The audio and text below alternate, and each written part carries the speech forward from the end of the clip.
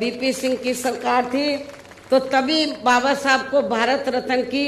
उपाधि से सम्मानित किया गया था, जिसके लिए वो हर प्रकार से पात्र भी थे। जबकि इन्हें ये सम्मान इनके जीते जी केंद्र में रही कांग्रेस पार्टी की सरकार में बहुत पहले ही मिल जाना चाहिए था, लेकिन इस पार्टी की सरकार ने इनके देहांत के बाद भी इन्हें ये सम्मान नहीं दिया। कांग्रेस पार्टी की सरकार ने इनके देहांत के बाद भी इन्हें ये सम्मान नहीं दिया। इससे इन वर्गों के प्रति इस पार्टी की हीन व जातिवादी मानसिकता साफ झलकती है। इतना ही नहीं बल्कि इनके कारवां को आगे बढ़ाने वाले वे हर मामले में समर्पित व्यक्तित्व मान्यवर श्री कांशीराम जी के देहांत होने पर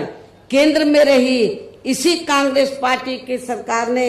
इनके सम्मान में एक दिन का भी राष्ट्रीय शोक घोषित नहीं किया था। इसके साथ ही इन वर्गों के लोगों को जुल्म जाति से निजात दिलाने के लिए जो भी यहाँ नियम व कानून आदि बने हैं तो उन पर भी केंद्र व राज्यों की सरकारें सही से अमल नहीं कर पा रही है, जिससे अब यह खासकर दलितों, आदिवासियों व अन्य पिछड़े वर्गों के ऊपर शोषण करने वालों का मनोबल और भी ज्यादा बढ़ रहा है। और ये सब हमें यहाँ आपके हरियाणा प्रदेश में भी काफी कुछ देखने के लिए मिल रहा है। इसी प्रकार हमें पूरे देश में मुस्लिम व अन्य अक़लियत समाज के लोगों की भी अधिकांश मामलों में हालत कोई खास अच्छी नजर नहीं आती है। इनके साथ साथ अपर कास्ट समाज व जाट समाज में भी खासकर गरीब लोगों की भी आर्थिक स्थिति अभी भी यहाँ आपके हरियाणा प्रदेश सहित पूरे देश में काफी ज्यादा खराब व दयनीय ही बनी हुई है। इनके अलावा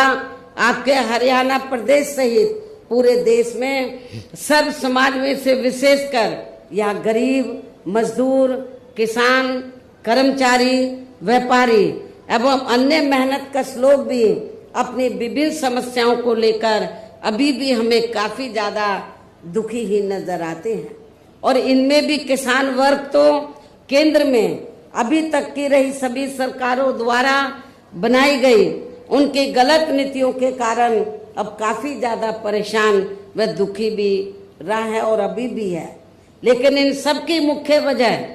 हमारी पार्टी केंद्र में व आपके हरियाणा प्रदेश में भी यहाँ अब तक की अधिकांश रही विरोधी पार्टियों की सरकारों की गरीब व किसान विरोधी तथा इनकी जातिवादी, पूंजीवादी व संकीर्ण मानसिकता के तहत बनाई गई उनकी गलत नीतियों व गलत कार्य प्रणाली को ही काफी हद तक जिम्मेवार मानकर चलती है। और इस मामले में खासकर इनकी गलत आर्थिक नीतियों की वजह से ही आए दिन जहां पूरे देश में गरीबी, बेरोजगारी व महंगाई आदि भी काफी ज्यादा बढ़ रही है, जिससे आम जनता काफी ज्यादा परेशान व दुखी भी है। इसके साथ साथ अभी भी अपने देश में भ्रष्टाचार हर स्तर पर काफी ज्यादा फैला हुआ है, जिससे आपका खुद का अपना हरियाणा प्रदेश भी अछूता नहीं रहा है। और इन सब का मुख्य कारण हमारी पार्टी आजादी के बाद से लेकर अभी तक केंद्र व देश के अधिकांश राज्यों में तथा आपके खुद के अपने हरियाणा प्रदेश में भी ज्यादातर सत्ता या खासकर पूंजीवादी पार्टियों के ही हाथों में आने को मानकर चलती है, जिसके कारण ही अब पूरे देश में व आपके खुद के अपने प्रदेश में भी अभी भी हमें यहाँ सर्व समाज के लोग अधिकांश मामलों में काफी ज्यादा दुखी व परेशान ही नजर आते हैं। जबकि पूरे देश में बीएसपी ही अकेली एक ऐसी पार्टी है जो विरोधी पार्टियों की तरह देश के बड़े बड़े पूंजीपतियों व धन्ना सेठों की आर्थिक मदद से नहीं बल्कि अपनी पार्टी के ही आम कार्यकर्ताओं की आर्थिक मदद से चुनाव लड़कर यहाँ केंद्र व राज्यों की भी सत्ता में आना चाहती है, ताकि हमारी पार्टी सत्ता में आने के बाद फिर बिना किसी दबाव के वे आजाद होकर सर्व समाज के लोगों की सभी समस्याओं का समाधान करके उन्हें हर मामले में वे हर स्तर पर यह खुशहाल बना सके। और इसी आधार पर चलकर ही आबादी के हिसाब से देश के सबसे बड़े प्रदेश उत्तर प्रदेश में, आपका पड़ोसी राज्य है उत्तर प्रदेश, तो देश के सबसे बड़े प्रदेश उत्तर प्रदेश में 4 बार हमारी पार्टी ने अपने नेतृत्व में वहाँ सरकार भी बनाई है। और हमने अपनी सभी चारों रही सरकारों में अपनी पार्टी की विचारधारा एवं सिद्धांतों के तहत चलकर, वैसे तो वहाँ सर्व समाज के हितों का पूरा ध्यान रखा है, लेकिन सभी मामलों में प्राथमिकता पहले हमने वहाँ सर्व समाज में से विशेषकर उन दलितों, आदिवासियों, पिछड़े वर्गों व अकलियत समाज को दी है तथा अन्य समाज में से गरीब एवं असहाय लोगों को ही दी है, जिनकी यहाँ हर मामले में व हर स्तर पर सभी विरोधी पार्टियों की रही सरकारों में उनकी हीन, जातिवादी, संकीर्ण व पूंजीवादी सोच होने के कारण काफी ज्यादा उपेक्षा की गई है। इसके साथ साथ हमने उत्तर प्रदेश में, आपको मैं ये बताना चाहती हूँ कि हमने उत्तर प्रदेश में गरीब एवं बेरोजगार लोगों को दूसरी पार्टियों की रही सरकारों की तरह मामूली सा बेरोजगारी भत्ता न देकर उन्हें बड़ी तादाद में सरकारी एवं गैर सरकारी क्षेत्रों में स्थायी रोजगार भी उपलब्ध कराए। इसके साथ ही गरीब भूमिहीन लोगों को खेती करने के लिए उन्हें फ्री सरकारी जमीन भी दी है। और जो गरीब आवासहीन लोग थे तो सरकारी खर्चे से उनके हमने 2-2 कमरों के पक्के मकान भी बनाकर दिए हैं और वहाँ पर सभी सुविधाओं का प्रबंध भी किया है, हॉस्पिटल का, स्कूल्स का, और भी जो जरूरी आपकी ज़रूरतें हैं तो उनका हमने वहाँ पर प्रबंध भी किया है, जिससे वहाँ लाखों गरीब लोगों को काफ़ी ज़्यादा फायदा पहुँचा है। शहरों व देहातों को भी विकसित किया गया है। आप लोगों को ये मालूम है कि शहरों और देहातों में जहाँ वीकर सेक्शन के कमजोर तबके के लोग रहते हैं, वहाँ घुसते ही मालूम पड़ जाता है कि यहाँ पर अपने समाज के लोग रहते। इतनी खराब हालत होती है, क्योंकि जो पार्टियां अभी तक सत्ता में रही तो उन्होंने आपकी बस्तियों को डेवलप नहीं किया, लेकिन जब हमारी सरकार बनी तो हमने देहातों को डॉक्टर अंबेडकर ग्राम विकास योजना के तहत और शहरों में दलित बस्तियों को मान्यवर श्री कांशीराम जी शहरी समग्र विकास योजना के तहत उनको डेवलप किया, विकसित किया। इसके अलावा हमारी पार्टी की रही सरकार ने वहाँ विभिन्न क्षेत्रों में लगे लोगों के साथ साथ छात्रों, युवाओं, महिलाओं व बुजुर्गों आदि के हितों में भी अनेकों महत्वपूर्ण व ऐतिहासिक कार्य किए हैं, जिनसे उन्हें काफ़ी ज़्यादा लाभ पहुंचा है। किसानों की भी अधिकांश समस्याओं का काफ़ी हद तक समाधान किया गया है तथा उनकी फसलों का भी उन्हें समय से उचित दाम दिया गया है। इतना ही नहीं, बल्कि हमने उत्तर प्रदेश में सर्व समाज के लोगों के ऊपर किसी भी प्रकार की कोई जुल्म जाति आदि भी नहीं होने दी है और वीकर सेक्शन का हमने विशेष ध्यान रखा है। बल्कि हमारी पार्टी की रही सरकार ने वहाँ जुल्म जाति करने वाले लोगों को बिना कोई देरी किए हुए उन्हें तुरंत ही जेल की सलाखों के अंदर भेजा है, जहाँ मेरी सरकार में उनकी सही व असली जगह होती है, जिसकी यहाँ आपके प्रदेश में भी काफ़ी अब सख्त ज़रूरत है। इसके साथ ही हमारी पार्टी की रही सरकार ने अपने देश में दलित एवं अन्य पिछड़े वर्गों में समय समय पर जन्मे यहाँ महान संतों, गुरुओं व महापुरुषों में भी खासकर महात्मा ज्योतिराव फूले, श्री छत्रपति शाहू जी महाराज, श्री नारायणा गुरु,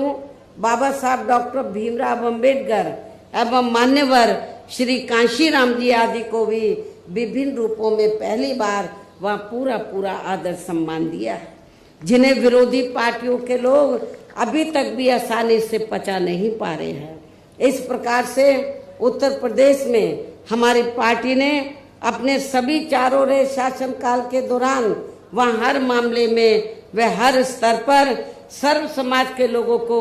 काफ़ी बेहतरीन सरकार दी है। और यदि आप लोग भी यहाँ अपने हरियाणा प्रदेश में गरीबों, किसानों व आम जनहित के तथा विशेषकर कमजोर एवं उपेक्षित वर्गों के हितों में ऐसे ही कार्य करना चाहते हैं,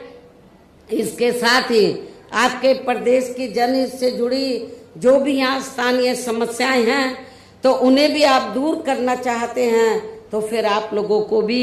उत्तर प्रदेश की तरह ही यहाँ अपने हरियाणा प्रदेश में भी अपने इस बने गठबंधन के ही सर्वजन हिताय व सर्वजन सुखाय की नीतियों पर आधारित ही सरकार बनानी होगी, जिसके लिए अब आप लोगों को यहाँ अपने हरियाणा प्रदेश में विधानसभा के लिए हो रहे आम चुनाव में अपने गठबंधन का ही बेहतर रिजल्ट लाना होगा। इसके साथ साथ आप लोगों को वोट पड़ने तक यहाँ की सत्ताधारी पार्टी व अन्य सभी विरोधी पार्टियों के साम दाम दंड भेद आदि हथकंडों से भी जरूर सावधान रहना है। और इस मामले में खासकर आप लोगों को विरोधी पार्टियों के जारी किए गए उनके हवाई व प्रलोभन भरे चुनावी घोषणा पत्रों आदि के बहकावे में भी कतई नहीं आना है, जिन्हें ये पार्टियां सत्ता में आने के बाद अधिकांश अमल में नहीं लाती हैं, जिस पर से अब जनता का काफी हद तक विश्वास ही उठ गया है। इसलिए हमारी पार्टी किसी भी चुनाव में अपना कोई भी चुनावी घोषणा पत्र आदि जारी नहीं करती है। वैसे भी हमारी पार्टी कहने में बहुत कम बल्कि कार्य करके दिखाने में ही ज्यादा विश्वास रखती है, अर्थात जो कहती है तो उसे करके भी दिखाती है, और ये सब हमने उत्तर प्रदेश में करके भी दिखाया है। और अब संक्षेप में मेरा यही कहना है कि आप लोगों को अपने खुद के व अपने हरियाणा प्रदेश के भी हित में यहाँ बीएसपी व इनेलो के बने अपने इस गठबंधन की ही सरकार बनाना बहुत जरूरी है। और अब आप लोगों को अपने इस गठबंधन के ही उम्मीदवारों को ज़्यादा से ज़्यादा कामयाब बनाना है, जिसके लिए बीएसपी के उम्मीदवारों को हाथी चुनाव चिन्ह के सामने वाले बटन को दबा के तथा भारतीय राष्ट्रीय लोक दल के उम्मीदवारों को चश्मा चुनाव चिन्ह के सामने वाले बटन को दबा के इन्हें जरूर जिताना है। इस प्रकार से आप लोगों को अपने बने इस गठबंधन की ही पूर्ण बहुमत की सरकार बनाना है, और सरकार बनने पर फिर गठबंधन की ओर से आपके हरियाणा प्रदेश का मुख्यमंत्री चौधरी श्री अभय चौटाला जी को ही बनाया जाएगा, जिनको मेरे आशीर्वाद के साथ साथ इनके पिता चौधरी ओम प्रकाश चौटाला जी का भी पूरा आशीर्वाद प्राप्त है। वैसे स्वर्गीय चौधरी देवीलाल जी का भी हमेशा इन पर आशीर्वाद बना रहा है। इनके साथ साथ गठबंधन की ओर से बीएसपी का एक डिप्टी सीएम दलित वर्ग का तथा दूसरा डिप्टी सीएम अन्य पिछड़ा वर्ग या अपर कास्ट समाज में से ही बनाया जाएगा। और ये दोनों डिप्टी सीएम कौन होंगे इसका फैसला इस चुनाव का नतीजा आने के बाद ही किया जाएगा। इन्हीं जरूरी बातों के साथ ही अब मैं आप सभी लोगों से अपने बने इस गठबंधन के अधिकांश उम्मीदवारों को जिताकर अपनी यहाँ गठबंधन की ही सरकार जरूर बनाना है। इस उम्मीद के साथ ही अब मैं केंद्र सरकार से देश में जातीय जनगणना कराने के लिए भी विशेष अनुरोध करती हूँ, जिसको पहले केंद्र में रही